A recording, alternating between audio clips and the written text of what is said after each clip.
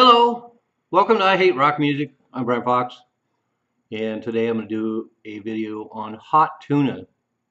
And I know they're not that obscure, but I think they get overlooked as a heavy band.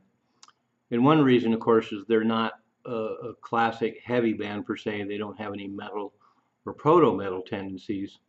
But I certainly think they qualify as one of the great American power trios. Their albums are more restrained, but their live shows are just mammoth. And they're so thick and heavy, and there's so much great guitar work that they definitely qualify as one of the great power trios of all time. And also technically, sometimes they're not a power trio because they augmented their band with Nick Buck on keyboards. And so the other thing, of course, that's interesting about them coming from a psychedelic background because Jorma Kaukonen, of course, was in Jefferson Airplane for about 7 years, and he epitomized psychedelic guitar work. But by the time you get to the last couple of Jefferson Airplane albums, Bark and Long John Silver, you start seeing a blueprint for where Jorma Kaukonen was heading. And there's of course the song "Feel So Good" on Bark, and then on Long John Silver we have Trial by Fire, and those seem to be looking in the direction of Electric Hot Tuna. And it also gets confusing at this time because Hot Tuna started as a mostly acoustic blues band at the same time the Jefferson Airplane was going, and so there's several Hot Tuna records, about three, and they eventually added Papa John Creech on violin and included some electric work. And so the legacy of Hot Tuna as a heavy band gets sort of muddled. And so they came out with Hot Tuna, and then up and up down, and then Burgers. And there's some electric moments, but for the most part they're acoustic records, and they're right in line with Jefferson Airplane. Another thing that gets a little muddled about Hot Tuna as a power trio, of course, is they're very blues infused. And so, as I mentioned before, that they're not exactly metallic. They're very blues infused, but not the way, say, the Groundhogs or something like that did. They didn't add progressive elements or get weirder. They stuck to their blues roots, and so the Hot Tuna records, when they became a power trio, are kind of in a class by themselves. And so the band was Jorma Kaukonen on guitar, the amazing Jack Cassidy on bass, both from Jefferson Airplane, and then Bob Steeler on drums. And then a few years down the line, they added Nick Buck on keyboards, although I'll be honest, I prefer them just as a guitar, bass, drums lineup. And so altogether, the original Hot Tuna existed from 1969 to 1977, and then regrouped in 1983, and then from 1986 on up until even 2023 and 2024, I believe we have various incarnations of Hot Tuna. Some of it's acoustic, some of it's just the duets, but they're still plugging along as a pretty powerful three-piece. And there's shows. I'll even post one from 2023 when they're still operating as a power trio, and they're still pretty convincing. Not quite as wild and out of control and long as they were in their glory days, but it's amazing to see those guys in their 70s still out there doing it and playing pretty heavy. So we get the first glimmer, as I mentioned, their first three albums, Hot Tuna, Pull Up, Pull Down in 71, Burgers in 72. And then in 73, they recorded an album called Phosphorescent Rat. And that's where we start seeing the blueprint for what's to come. And there's a lot of great electric rock on that album, great tunes like I See the Light. Just a wonderful record, a great transition record. But after that, they decided to go full on heavy. And in fact, Jorma Kaukonen said he wanted to just come out and, quote, just to be fun and loud, unquote. And he certainly did that, because Hot Tuna live was definitely seriously loud. And the reason why they're a classic power trio is the records don't, studio albums don't show it as much, but their live shows were mammoth. There were shows that went on for 6 hours, and some of their tunes stretched out to 16, 17 minutes. There's a live version of Invitation that's 16 minutes long. Apparently, they had a lot to do with their producer, Harry Martin, who wasn't that crazy about that direction they were going and kind of restrained them in the studio. Otherwise, those records, the studio records, would probably be have a lot longer songs on them and a lot more over the top guitar work. But as it is compared to the live band, they're pretty strange. Uh, they're pretty restrained. Sorry. But Phosphorescent Rat is kind of the introduction. Came out in '74, recorded in '73, came out in '74, and it's a great transition. And then they get to their serious heavy records. In 1975, we get America's Choice, and then Yellow Fever, and then in 1976 we get Hopcore, and a great set of records. And as I mentioned, the producers kind of restraining them, so they're not quite as heavy, but they're still pretty powerful and wonderful records. And the material that Jorma Kaukonen was writing is just wonderful and just rooted in his blues bass. And then he has this great low, twangy blues kind of voice, and it's another thing that kind of sets them apart from other bands. He doesn't have your typical power trio or heavy band kind of voice, and so that makes them very distinctive as well. And then in 1978, they released a double live album called Double Dose, and then for you collectors out there, there's a accompanying interview disc.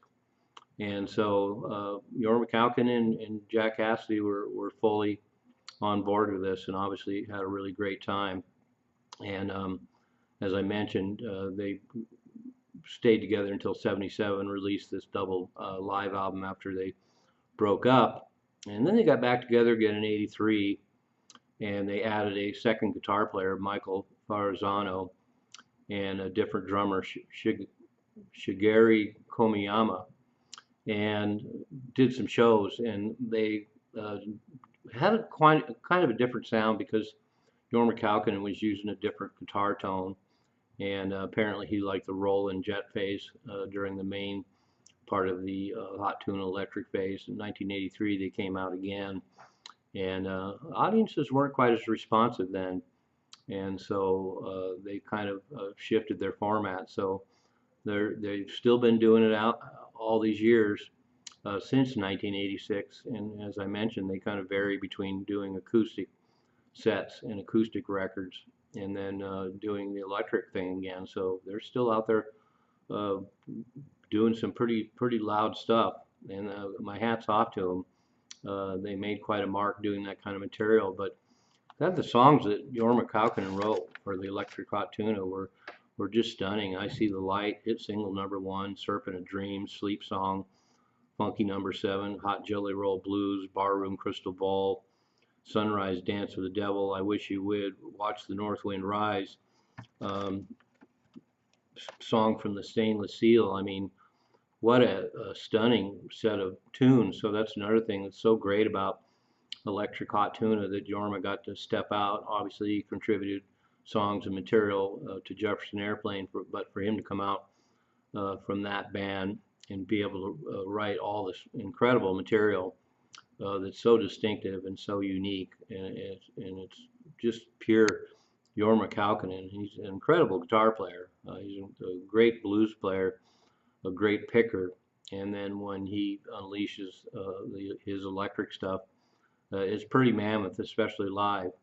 And he's got an interesting style of guitar playing too. It's a little more slow hand and based on blues patterns, and with that rolling jet phaser, he really gets a pretty great sound live. And we're blessed with a huge amount of live shows, and I'll post those down below. There's an amazing number of live shows between '75 and '77, and as I pointed out, the long shows, 2, 3, 4 hours, And some of the live versions of these songs are extended with a lot of great guitar work. But needless to say, what a stunning rhythm section. Bob Steeler's a great drummer. He'd have to be to keep up with this material. And Jorma Kaukonen is amazing. And then Jack Cassidy is one of the best bass players that's ever been in rock. So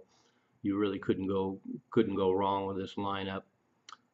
So I'm giving a shout out to Electric Hot Tuna. I'm kind of focusing in on that period of their music because I like their acoustic stuff, but a lot about this channel is about loud and heavy and guitars and amps that are shaking.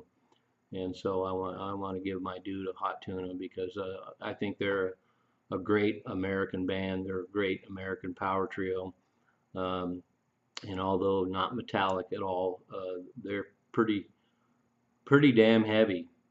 And their live shows, if you haven't heard their live shows, that's where the bread and butter is. Just incredible. And they had so much great material to draw on, and then a lot of blues classics like "Rock Me Baby" that they really gave them a super heavy treatment. So one of my favorite bands of that period, just because there isn't really anybody like them, and I'm so happy that Jorma Kaukonen decided to go out there and get fun and loud.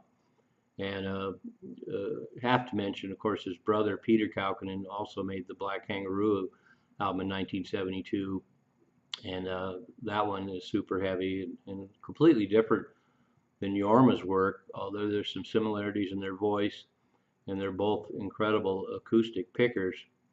But there's some similarities between Jorma and Peter, but the differences are intriguing as well because both of them did really heavy music. But Peter's music is a little more, it's more heavy and more Hendrixy and less conventional. I mean, that's one thing I'll have to say about Hot Tuna is heavy and loud and all these long jams. It's fairly conventional. That's another thing that separates them from other power trios. They hit a blues groove and they just hammer it home for 15 minutes. And there's not a lot of super complexity to the material, but I like that. That's what I mean by them sustaining their blues roots and what they do. And so that really makes them pretty unique. And there's just one Hot Tuna. And it's great that you can still go out there and see them doing this electric work, even in their 70s. And that's a great thing. It shows me that they really believed in Hot Tuna and they really believe in the electric Hot Tuna. And it's a great whole second career for Jorma Kaukonen after being in Jefferson Airplane and just being a component of what they did, and also seeing the evolution of his guitar work from being part of this group, Jefferson Airplane, and doing pretty much archetypical psychedelic work infused with blues, and then just get into this super heavy band with this blues infusion in it, and incredible. Hot Tuna. I'm including them in the great heavy bands of all time. I'm Brian Fox. Thanks for watching my channel.